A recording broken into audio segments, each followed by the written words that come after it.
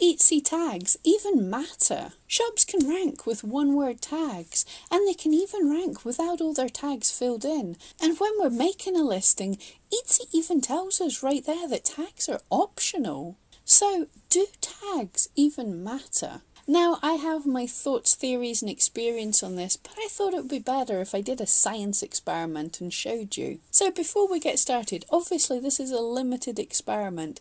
I only have a few shops to experiment with, and it's not perfect, but we have some interesting results that I think you're going to love. And hopefully it's going to answer a whole load of questions that you had about tags. And you're really going to want to stick around because I discovered just a change in your tags can change your ranking position from in the 300s to position number 1. Now I'm going to explain how I did my experiment, and feel free never to just take my word for it. Test for yourself if you want to.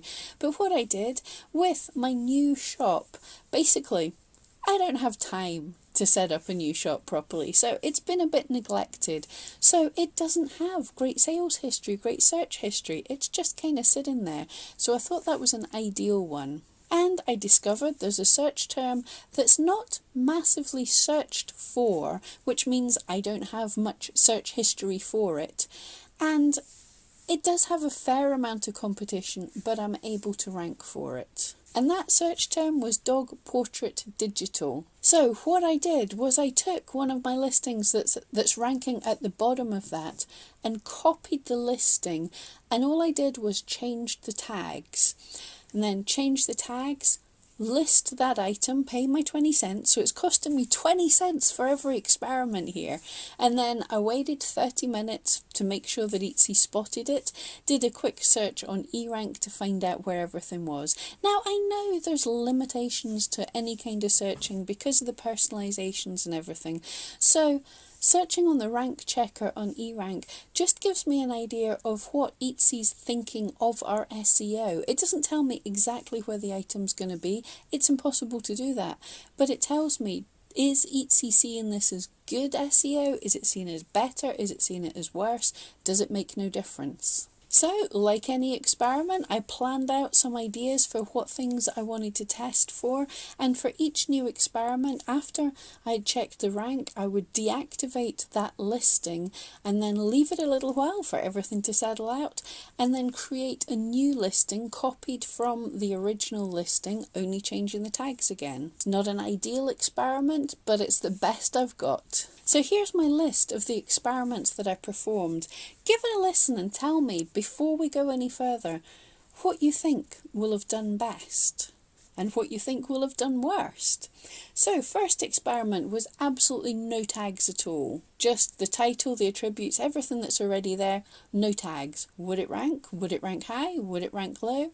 What would happen? Next experiment was just single one-word tags. So one tag could be dog, the other tag could be digital, the other tag could be portrait, and then other random words I thought of. Third test was for irrelevant tags, tags that didn't contain any words from my target keyword. Fourth test was only the tag dog, portrait, digital, nothing else. Fifth experiment was only good tags. What people recommend, so having the keyword in one of the tags, but then also having other relevant, good, long tail keywords. Or the best I could manage at short notice. The sixth test was repeating keywords. People often complain and say you shouldn't use the same words.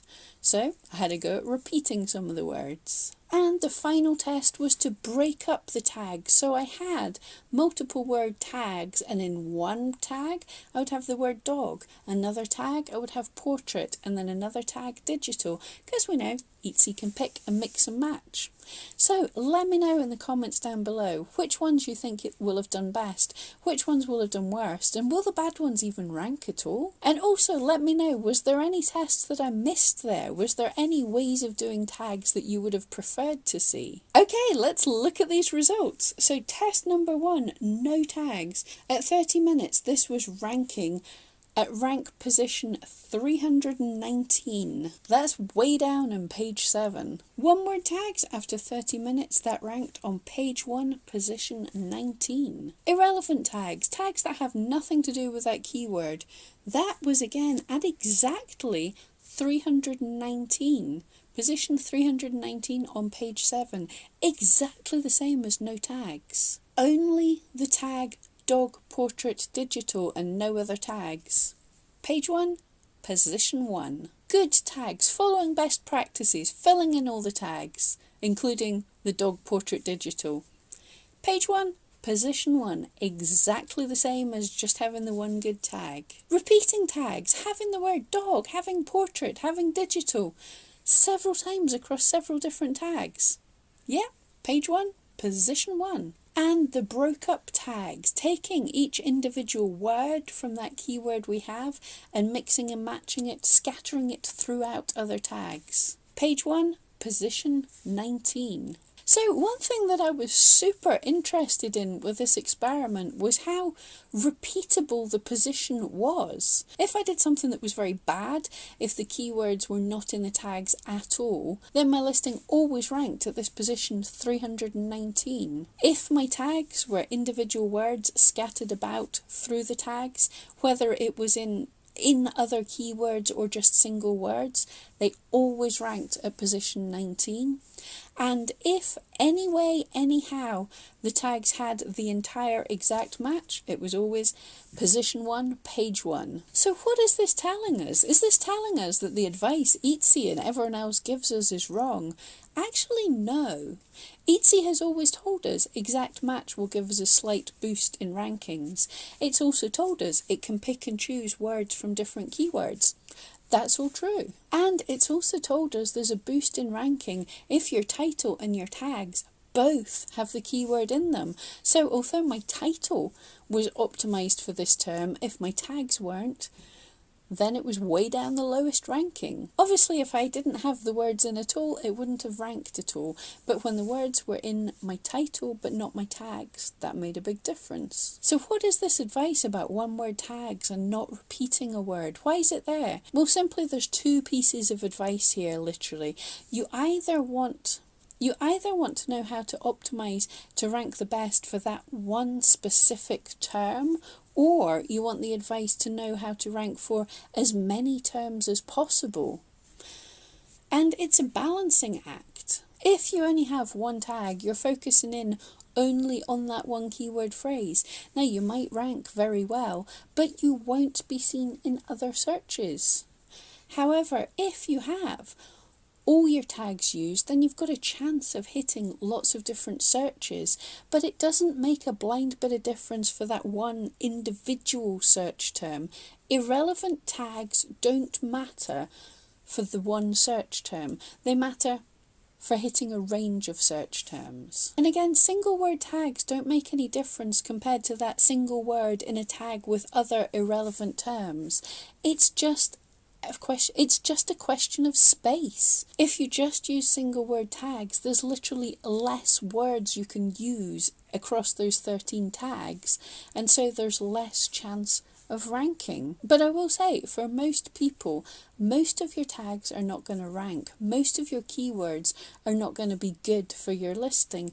So if you find what's really working, yes, you could absolutely focus in and make your keywords a lot more specific and not try and aim for everything. But when you're just starting out, it might be a good idea to try experimenting with as many keywords and as many words as possible.